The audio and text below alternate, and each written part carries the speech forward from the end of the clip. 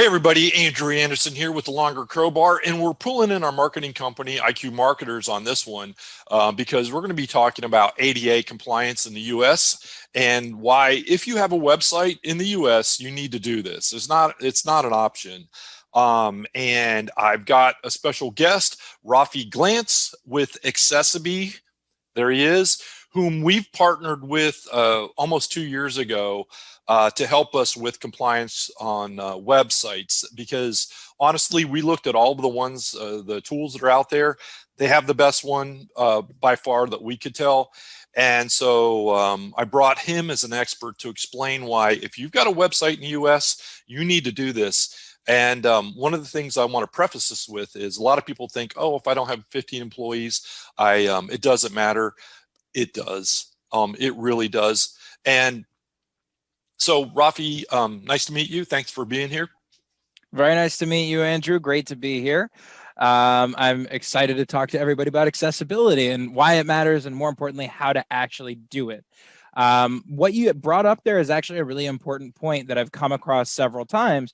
You have a lot of folks who will look into the laws behind this and in a well-intentioned way. They're not looking to get out of doing anything. They just want to figure out what the law is. And they tend to find ADA Title I instead of Title III.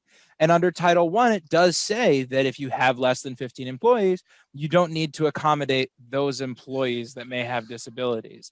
But a good example, way to think about it is if you have a restaurant and you have 10 employees and somebody with a disability wants to eat at your restaurant, you don't have the right to refuse them service or not accommodate them. So the ADA Title III refers to places of public accommodations, which need to be accessible to everybody. And in 2018, the Department of Justice ruled that websites are considered places of public accommodations. So bottom line, if you have a website and you work with the public at all, you need to be accessible. Thank you very much for that. I've talked to quote unquote a lot of agencies out there that have said this otherwise, and it's just not true. And the thing I want to do is, because the consequences of not being compliant are significant. And it's, unfortunately, we have a litigious society here in the US. And so they don't come up and say that, hey, by the way, your website's not in compliance. Here's what you need to do to fix it. No, that's not what happens. They come up with a 2x4 that has nails in it and clobber you over the head and say, give me $10,000, $20,000, $30,000. Is that about right? Well, it can be even worse. I'll give you a story that actually happened to me, and I have to stipulate that it actually happened to me because it sounds so absurd. Okay. So the last time I left my zip code with this wonderful Corona fun time we're all living through was last February. Okay. I was given a talk in Vegas about web accessibility for accessiBe. I've been here now 2 years. So I got interrupted mid-presentation by a gentleman who claims to own 60 locations of a payday loan company. Now, payday loan companies are basically worse than the mob, so I don't have any sympathy for this individual because I can't imagine how 3,000% interest is legal in America, but that's a separate issue. So he claims he gets a demand letter for $10,000 claiming his website's not accessible. Doesn't know what to do, so he calls his lawyer. The lawyer says, look, it's what's called a strict liability law. So if you're not compliant, you are liable. Bottom line, we can defend it for you, but it's going to be 150 grand in 2 years of your life defending this lawsuit. So pay them the money and get the rest of your websites accessible yesterday. He write them a check. The day the check cleared, he got 59 more letters and had to settle for $600,000.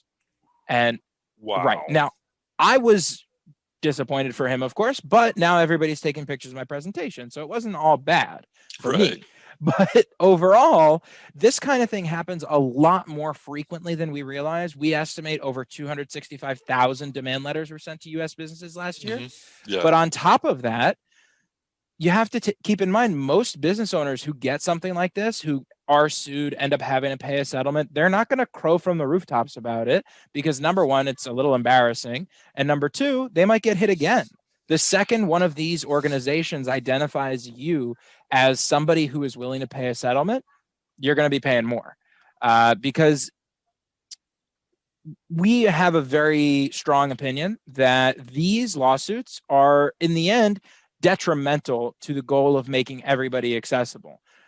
there's no question that people with disabilities deserve access to the web. And there's no question that websites should be accessible, should be made accessible. Businesses should think about it, of course. I totally agree with you on that, which is why we're having this conversation right now. Exactly. But for most business owners, you're going to create a lot more animosity by suing everybody's pants off than by contacting them and saying, like you said earlier, hey, your website's not accessible. Here's some good resources on how to fix that. We'd love to shop at your store.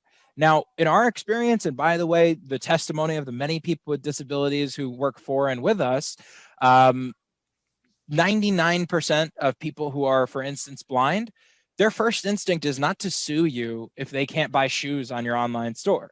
Their instinct is to try and call the number that's listed or send you an email and ask you to make it accessible. And in fact, it goes the opposite direction. We had a Global Accessibility Awareness Day event. We had a whole bunch of people with a wide range of disabilities come into the office and talk to the employees. One of the things that one of the blind folks talked to us about was that when she finds a website that's accessible to her and she needs to buy something, not only is she going to be a repeat customer because less than 2% of websites are accessible. So when they find one that works, they're going to go back. There's a lot of Facebook groups, WhatsApp groups, social groups in the community of people with disabilities. And they'll oftentimes put up a post saying, hey, if you're in Detroit, Michigan, go to this shoe store or shop at this website because they're accessible to us. And we've got a lot of great feedback from customers about that. So even though the lawsuits tend to paint a really, really bad picture of things, I try to look at this from a positive perspective of you can be one of the very, very small number of first movers here, much like the first movers in Bitcoin did very well. The first movers in accessibility will do very well because they differentiate themselves from the pack. Right. And if I remember correctly, I got an email from you guys that you actually have a list of sites that are accessible in a directory that's there. And we're actually doing that on one of our directory sites, mytownishere.com. If they have a accessible website, whether it be accessiBe or some other, or if they went through and did it manually or some other tool, we put them on there that says they have an ADA accessible website because it is an added advantage in your marketing. And I mean, there's millions of people out there and it's like no one's doing this. Well, according to the CDC, 26% of American adults live with a disability right now. Even if you cut that down to like 5% of people who really have trouble using websites, that's a lot of money. Yeah, there's like $600 billion a year of disposable income in the community of people with disabilities in the US alone. There's no reason not to cater to them, and there's a lot of reasons to do it. So I think you're right there. Right. So let's talk about some of the mechanics of making your site accessible, and specifically using accessiBe, which is basically a plugin that has an AI behind it that goes through and adds the components that make your site compliant. Is that a good description? Yeah, I think so. Let's start with how accessibility has been done in the past, because that'll give you sort of a jumping off point. Up until fairly recently, accessibility could only be done manually, meaning that when your developer builds your website, and this is also even before CMSs were really a thing, when your developer's building the website, they need to make sure that the headers are in place, that the colors are accessible, that the contrasts are appropriate, that there's no animations at all, no moving parts. That every image has the correct alt text, every link has the ARIA labels. Can I stop you there for a second? Oh, go ahead. So for the people out there, I know a lot of business owners that have no clue as what we're talking about right now. So basically, the alt tag, and the alt tag is, let's just go for the basics here. And you correct me if I'm wrong.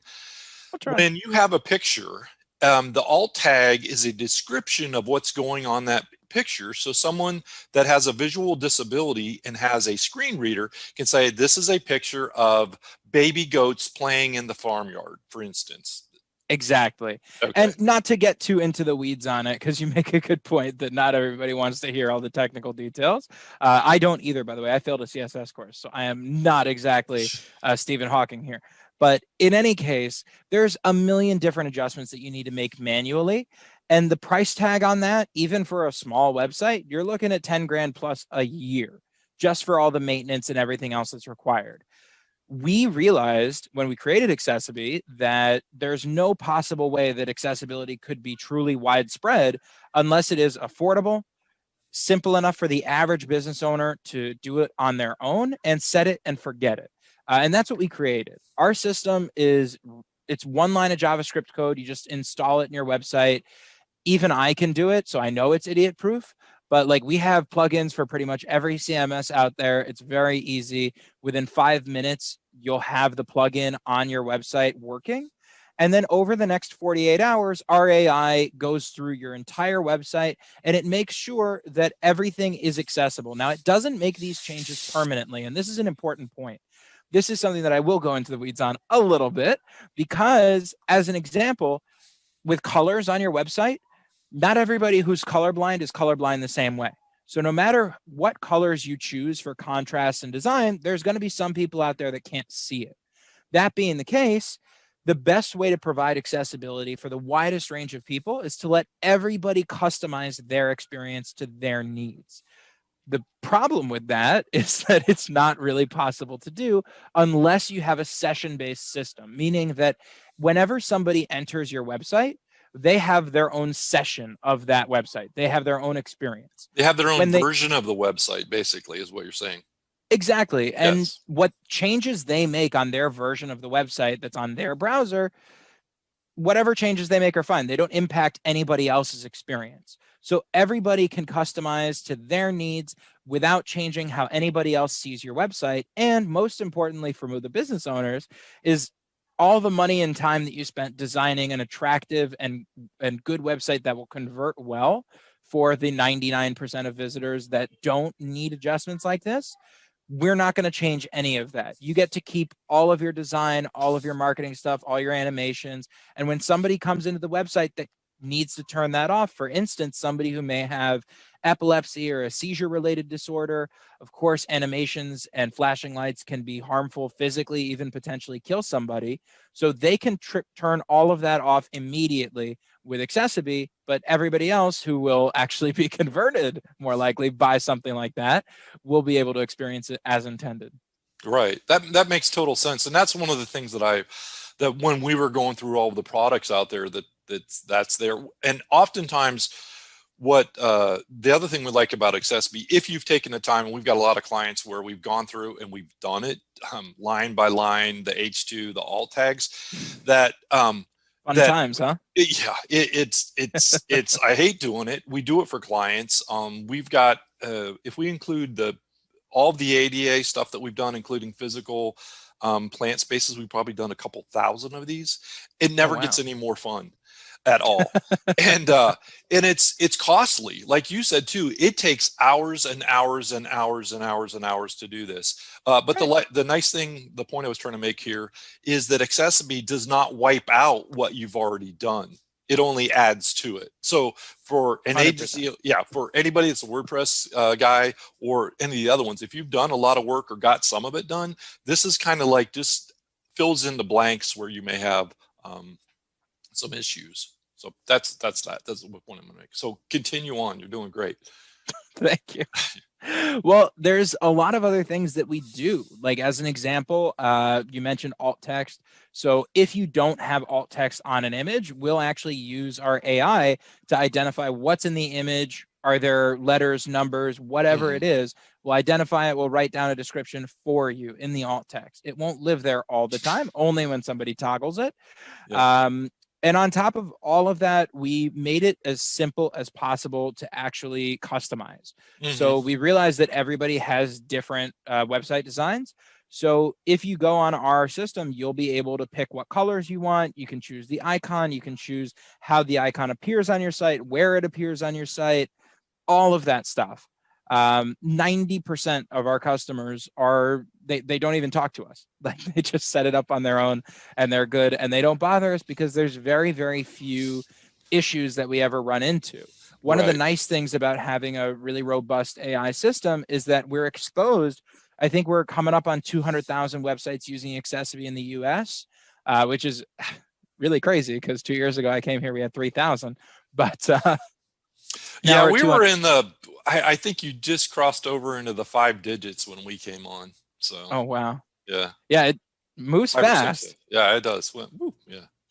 Crazy times, but you know, that means that we're on literally millions and millions of sessions every day. And luckily the AI just gets better and better and better. And you mentioned before, it's hours and hours of developer time to do this.